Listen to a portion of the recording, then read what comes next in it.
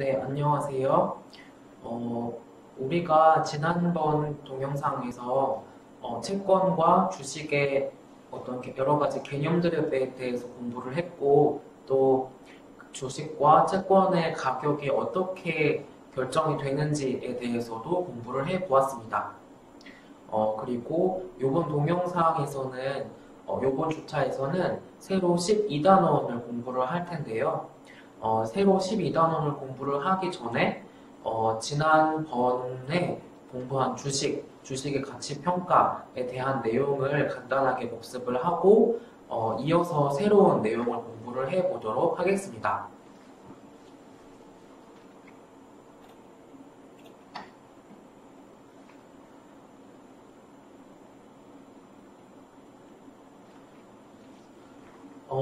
우선은 우리가 먼저 8.2부터 시작을 해서 여러 가지 주식과 관련된 여러 가지 새로 접하게 되는 개념들에 대해서 공부를 했습니다.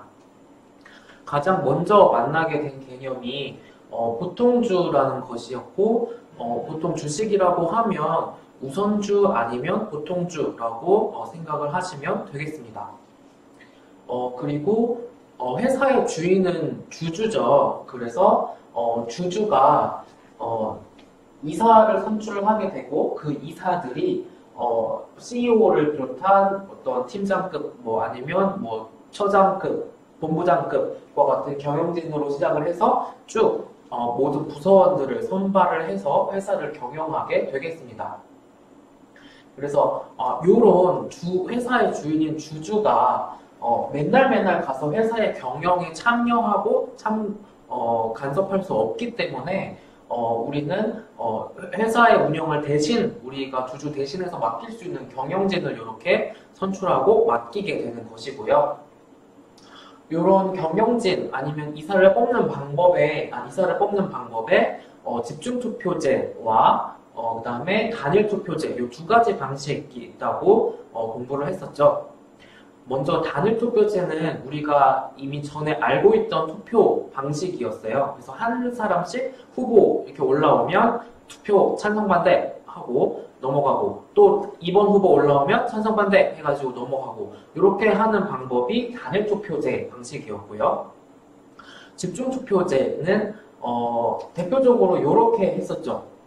뽑으려고 하는 이사 수를 자기가 가진 주식 수만큼 곱해서 내 투표권을 이렇게 뻥튀기를 한 다음에 요거를 이렇게 몰빵을 할 수도 있는 그런 방식이 집중 투표제였습니다.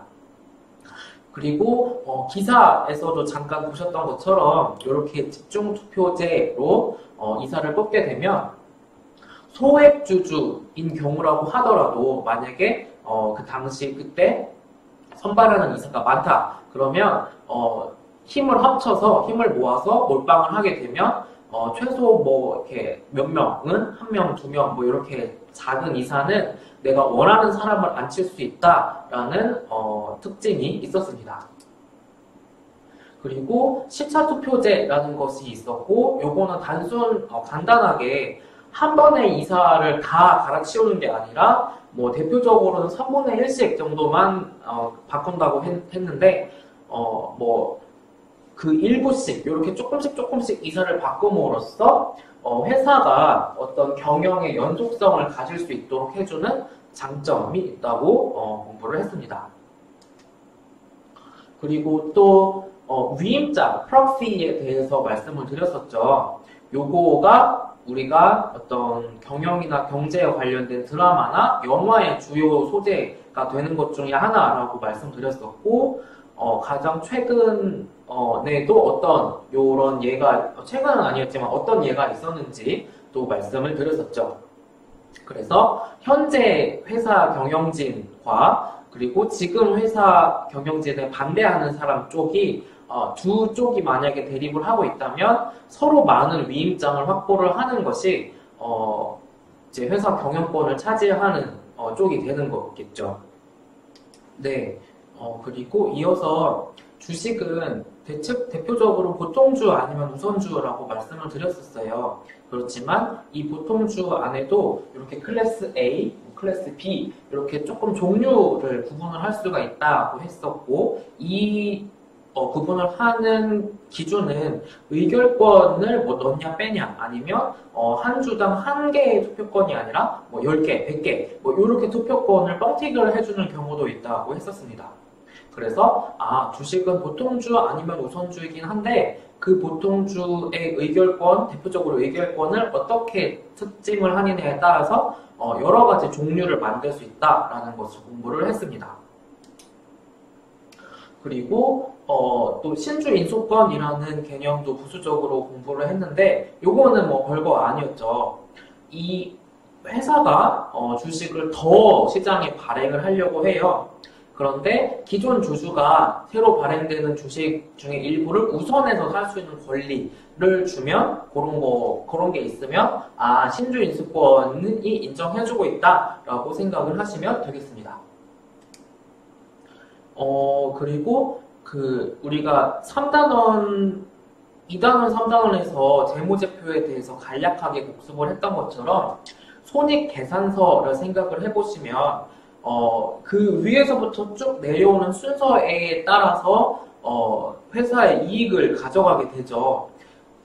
가장 먼저 COGS, 그래서 회사에 재료를 공급한 사람들 아니면 회사의 근로자들 그런 사람들이 제일 먼저 회사로부터 돈을 받아가게 되고 그리고 채권자 그리고 정부 그리고 여러 가지 다 빼고 난 다음에 또 남은 게 있으면 주주에게 주주가 가진 주식 수에 비례해서 이렇게 배당금을 지급을 하게 되겠습니다.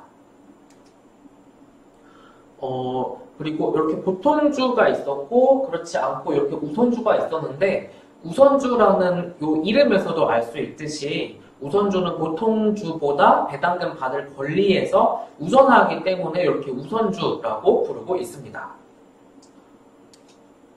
요 우선주 같은 경우에는 만약에 어떤 특정한 해에 적자가 났어. 그러면 넷인컴이 마이너스라는 소리죠. 그런 상태에서 배당을 물론 전에 플러스 나와서 쌓아둔 누적 이익잉여금이 플러스라면 줄 수도 있겠지만 근데 굳이 당해년도에 적자가 났는데 배당금을 안 줄 수도 있겠죠. 그러면 그 다음 해에는 플러스가 났어. 그러면 작년에 못 준 배당금까지 얹혀서 주는 게 누적 배당이었고 그렇지 않고 작년에 못 받은 거는 그냥 작년으로 끝이에요. 이렇게 하면 비누적 배당이었습니다. 그래서 이렇게 우선주가 배당을 받을 수 있는 방식에는 누적 배당과 비누적 배당이라는 방식이 있었고 일반적으로 우선주는 누적 배당금 방식으로 지급을 한다. 이렇게 공부를 했습니다. 마지막 특징으로 우리가 이 우선주를 부채로 볼 것이냐 아니면 기업의 자기 자본으로 봐야 할 것이냐라는 이런 논란도 있다라는 것을 간단하게 살펴보았었는데요. 우선주는 회계 처리를 할 때에 나중에 뭐 중급회계나 조금 더 어려운 회계 과목을 들으시면 아시겠지만 우선주의 회계 처리는 자기 자본보다는 부채에 더 유사하게 회계 처리도 하고 있습니다. 그러한 측면에서 우선주를 부채로 보아야 할 것이냐 아니면 자기 자본으로 보아야 할 것이냐 라는 논란이 있는데 우리가 공부를 하는 요 재무관리 수준에서는 강의 끝날 때까지 쭉 그냥 우선주는 자기 자본이다 라고 생각을 하시면 되겠다라고 말씀드렸었습니다.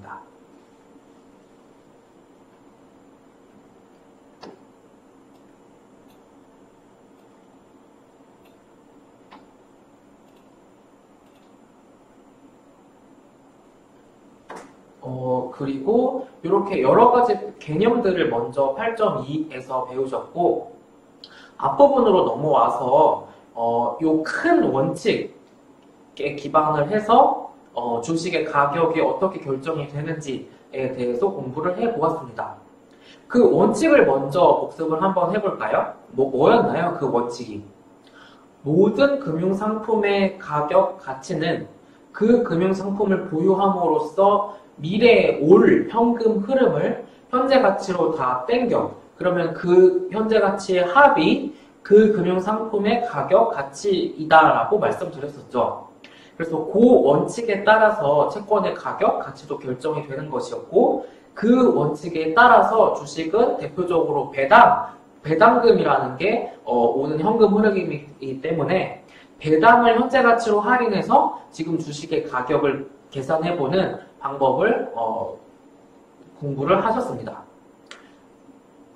그런데 주식의 경우에는 조금 가격을 계산하기 어려운 측면이 있다. 채권에 비해서 뭐다? 만기도 없고 만기를 딱 정해놓고 이 주식 언제까지만 투자하고 있어야지 그거 정해놓고 물론 정해놓고 산다고 하더라도 그거를 또 그대로 지키는 경우도 없고요.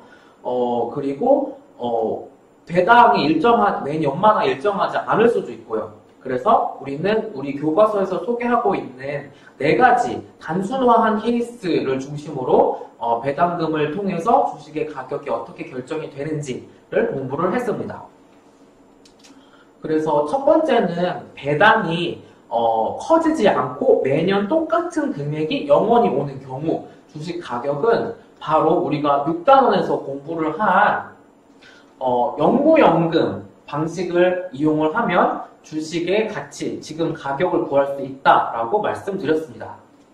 그래서 영구연금 구하는 방식으로 한 번에 오는 현금인 D를 할인율로 나누면 지금 이 주식의 가격, 가치가 계산이 되겠다 였고요. 그리고 두 번째로는 배당이 대표적으로는 이렇게 되겠죠. 최소한 물가 상승률만큼은 커질 거 아니에요. 그래서 두 번째로 단순화한 케이스가 배당이 성장을 하긴 하는데 일정하게 성장하는 G%씩만큼 성장하는 경우를 생각해보자. 그런 경우에는 대표적으로 우리가 6단원에서 공부한 방식 중에 성장 영구연금 방식을 이렇게 적용을 하면 주식의 가치, 지금의 가격을 좀 쉽게 계산을 할 수가 있었습니다. 그래서 만약에 P0 시점에서의 주식 가격을 계산을 해보고 싶다 하면 그 다음 키 배당 나누기 R-G, 여기 G만 더 들어갔죠. 아까에 더해서. 그래서 이렇게 고정 성장인 경우 배당 성장 모형이라는 이름으로 불린다고도 했고, 그래서 이 두 번째 케이스 주식 가격 계산하는 방법도 공부를 했습니다. 그리고 세 번째의 경우에는 주식 가격이 배당이 불규칙하게 오는 경우였어요. 그래서 이 경우에는 대표적으로 한 조금 2단계로 나눠서 먼저 계산을 해야 된다라고 했었고, 첫 번째의 경우에는 어떠한 시점 이후부터는 배당이 규칙적으로 오는 경우가 문제에서 주어지면 그 규칙적으로 주어지는 이제 좀 나중 시점에 가가지고 기준점을 삼아서 주식 가격을 계산을 하고, 그리고 요거를 다시 0시점으로 땡겨 온다.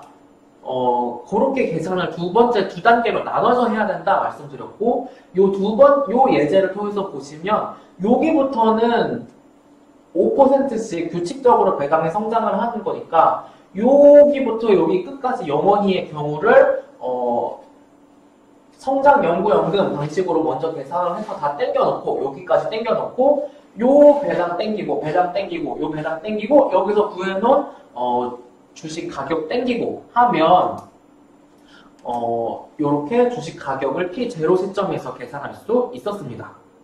그래서 요렇게 불규칙적으로 배당이 오는 경우에도 우리가 공부를 했었고요. 그리고 네 번째 경우는 불규칙 성장하는 거의 대표적인 케이스였죠. 뭐냐면 회사가 이렇게 고속 성장을 계속 할 수는 없을 거 아니에요. 그래서 고속 성장하다가 정체가 된다든지 아니면 계속 그냥 투자를 하면서 기초를 쌓고 있다가 갑자기 확 성장을 한다든지, 이렇게 일반적으로 2단계로 성장을 하는 경우가 많겠다. 그래서 그런 경우는 여기 나오는 공식을 이용을 하면 주식 가격을 조금 쉽게 계산을 할 수 있겠다라는 거였는데, 이 공식을 굳이 외우라고는 제가 말씀드리지 않았었고, 우리가 배운 4가지 방식 중에 이런 게 있구나 라고만 기억을 하면 된다라고 말씀드렸었습니다. 그래서 이렇게 주식의 가격을 계산을 하는 거 역시 우리 원칙 있죠.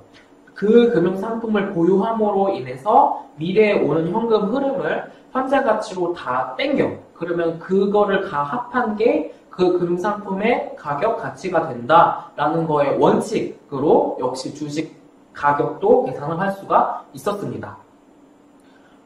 그리고 두 번째 부분으로 넘어가서 수익률을 만약에 나눠본다면 주식이라고 하면 매년 배당을 주는 주식이라고 하자. 그러면 배당으로부터 오는 수익 부분이 있을 거고, 내가 이 주식을 10에 샀는데 그 회사가 잘해서 20이 됐어. 그러면 나는 10만큼을 얻은 거죠. 이렇게 딴 거죠. 그런 부분이 자본이득. 이렇게 수익률을 두 가지 부분으로 단순하게 나눠본다면 이렇게 두 가지 배당으로 오는 소득과 자본이득 부분이 있겠다라고 말씀드렸었습니다.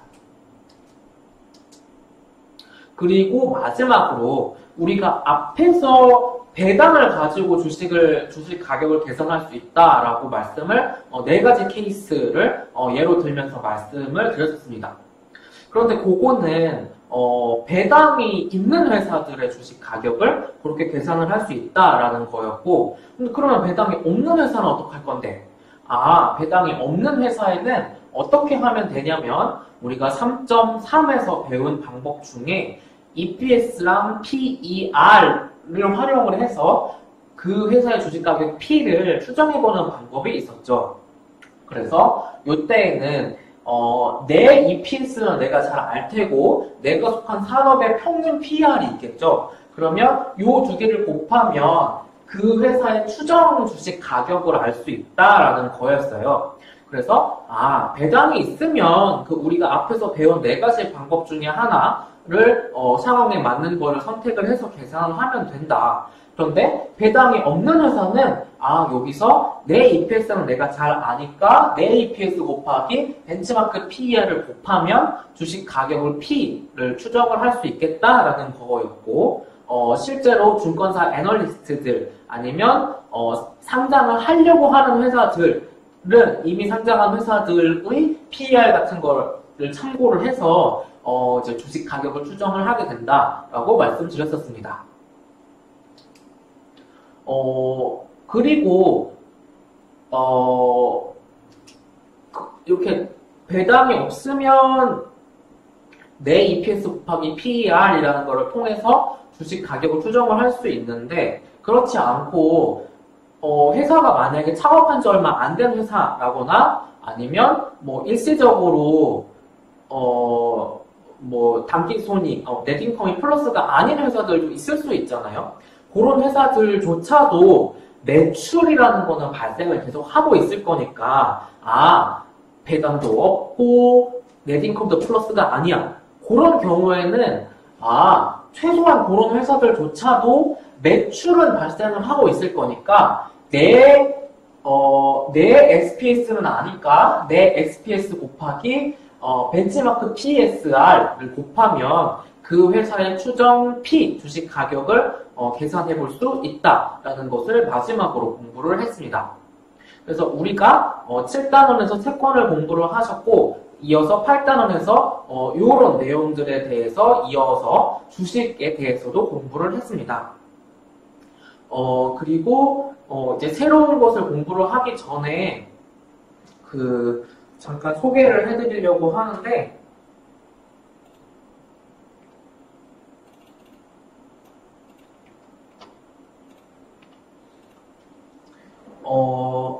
요런 홈페이지 여기에 들어가시면 각 지자체에서 청년들에게 제공하고 있는, 정책적으로 제공하고 있는 혜택 아니면 어떤 복지 같은 것에 대해서 정리를 해 놓았습니다. 그래서 내가 살고 있는 지방자치단체에서 어떤 정책들을 제공하는지 잘 모르겠다 그러면 내가 살고 있는 곳이 서울이야. 그러면 서울시 홈페이지를 들어가도 되겠지만 여기를 먼저 들어가 보셔도 뭔가 좀 일목요연하게 정리된 정책들을 여러 가지를 검색을 해 보실 수 있겠습니다. 그리고 이제 지자체마다 기준하고 금액은 조금씩 다 다른데, 서울 같은 경우에는 매달 50만 원씩 최대 6개월 가량을 취업을 활동을, 구직 활동을 하는데 쓸 수 있도록 이렇게 수당을 지원을 하고 있습니다. 그래서 서울시 같은 경우에는 요 청년 포털, 서울 청년 포털에 들어가면 조금 자세한 사항을 아실 수가 있고, 그리고 경기도는 여기 경기 청년 포털을 들어가면 본인이 받을 수 있는 게 있을지에 대해서도 알아볼 수 있겠습니다. 각 지자체마다 조금씩 특성이 다르니까 뭐 서울, 경기뿐만 아니라 본인 주소지가 되어 있는 지자체 홈페이지에 들어가시면 내가 어떠한 혜택을 받을 수 있는지, 내가 만약에 취업을 앞두고 있는 4학년이야. 그러면 이런 수당들을 최대 얼마 몇 개월가량 받을 수 있겠구나 하는 것을 알 수 있겠습니다. 그리고 여기는 혹시 내가 한국자학재단에서 학자금 대출이나 생활비 대출 같은 거를 받을 수도 있잖아요. 그러면 그 원금은 어쩔 수 없이 내가 나중에 취업을 해서 갚아야 되는 부분이긴 한데, 그 대출에서 발생하는 대출 이자는 어떤 지자체의 경우에는 지원 그 이자를 대신 이렇게 내주는 거, 쉽게 말하면 이자를 대신 내주는 거죠. 이자에 대해서 지원을 해주는 지자체도 있으니까 한번 한국자학재단 홈페이지 혹은 본인 주소지가 있는 지자체 홈페이지에 들어가서 혹시 이런 혜택이 있는지에 대해서도 한번 살펴보시면 되겠습니다.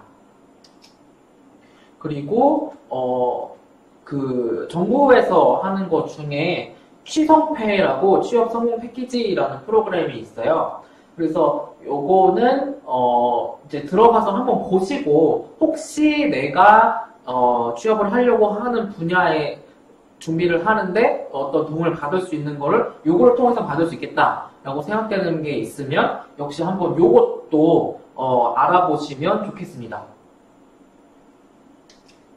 그리고 이제 각 지자체마다 이런 거가 다르고, 우선은 제가 대전시 거를 갖고 왔는데, 만약에 내가 취업을 하게 됐어요. 그러면 뭐 회사에서 사택이 나온다거나 아니면 회사에서 뭐 전세 보증금 대출을 해준다거나 그러면 조금 이제 수월한 부분이 있긴 한데, 그렇지 않고 갑자기 내가 큰 목돈을 마련해야 되는 경우에는 조금 난감하잖아요. 그런 경우에 일부 지자체들의 경우에는 어떤 특정한 범위 돈 이하로 무이자로 보증금, 뭐 전세 보증금 아니면 월세 보증금 같은 거를 지자체에서 보증을 해서 싸게 빌려주는 프로그램들이 있으니까 본인이 속해 있는 지자체 아니면 맨 처음 아까 소개해드린 온라인 청년 포털을 통해서 주거복지와 관련된 부분에 대해서도 혹시 내가 취업을 하고 나서 받을 수 있는 게 있을지, 아니면 지금 취업 준비생으로서도 받을 수 있는 게 있을지 살펴보시면 좋겠습니다. 마찬가지로 이게 집 문제는 이게 참 죽을 때까지 나를 따라다니는 골칫덩어리가 될 수도 있는데요. 그래서 여기 LH 아니면 서울 같은 경우에는 SH 이런 곳에서 정책적으로 청년들에게 아니면 사회 초년생들에게 할당을 해서 시세보다 저렴한 가격에 제공을 한다든지 하는 방식으로 주거복지에 대한 좀 혜택들이 있을 수 있으니까, 이런 부분에 대해서도 본인이 좀 어려운 문제가 있으면 도움받을 수 있는 부분에 대해서도 한번 먼저 여기를 보시면 좋겠습니다. 그리고 마지막으로 만약에 내가 취업을 했는데 내가 중소기업, 중견기업을 만약에 취업을 하게 됐다. 그러면 내가 예를 들어 100만 원을 넣으면 이제 지방자치단체에서 또 100만 원을 해서 최종적으로는 뭐 200만 원, 300만 원 뭐 이렇게 해서 적금을 만들어주는 그런 프로그램도 있거든요. 생각보다 중견 중소기업의 범위가 되게 넓어요. 우리가 채권 배울 때 살펴보았던 나이스 신용평가 이런 회사도 중소기업 안에 카테고리에 들어가 있거든요. 그러니까 요런 프로그램도 있다는 거를 한번 또 보셨다가 나중에 취업을 하시면 아 그때 이런 게 있었지라고 생각을 해서서 꼭 받을 수 있으니까 잊지 않으셨으면 좋겠습니다. 막 이렇게 청년들을 위한 아니면 취업 준비생들을 위한 여러 가지 정부 정책들 아니면 지자체 프로그램들이 있고 이거에 대해서 이게 뭐 포퓰리즘이냐 아니냐라고 이렇게 비판을 하는 목소리도 있는데 그런 비판은 우선은 나중에 취업을 하고 난 다음에 실제로 내가 세금 뜯기는 입장에서 그때 나중에 가서 하시도록 하고 우선은 당장은 내가 취업을 먼저 해야 되는 게 급한 거니까 내가 최대한 도움을 받을 수 있는 부분이 있으면 최대한 받을 수 있는 부분에 대해서는 정부 지원, 지자체 지원을 받으시는 것이 좋지 않을까 라고 생각을 합니다. 혹시 이렇게 생각을 하실 수도 있을 것 같아요. 마음이 조금 뭐 이런 거 받는 게 불편하다 하면 부모님이 지금까지 정부에 세금 엄청 열심히 냈는데 그거의 일부를 내가 이런 거를 통해서 돌려받는다라고 생각을 하시면 그렇게 생각하시면 조금 편하게 받으실 수도 있을 것 같아요. 그래서 여기 제가 저희 블랙보드에도 올라가고 있고 아니면 검색을 해도 많이 나오는 부분이니까 꼭 한번 들어가 보셔서 내가 취업을 앞두고 있는 4학년이거나 아니면 해당되는 부분이 있다라고 하시면 꼭 이용을 하시면 좋겠습니다. 네, 그러면 이번 동영상에서는 여기까지 공부를 하고 이어지는 동영상에서 새로 진도를 이어서 나가도록 하겠습니다.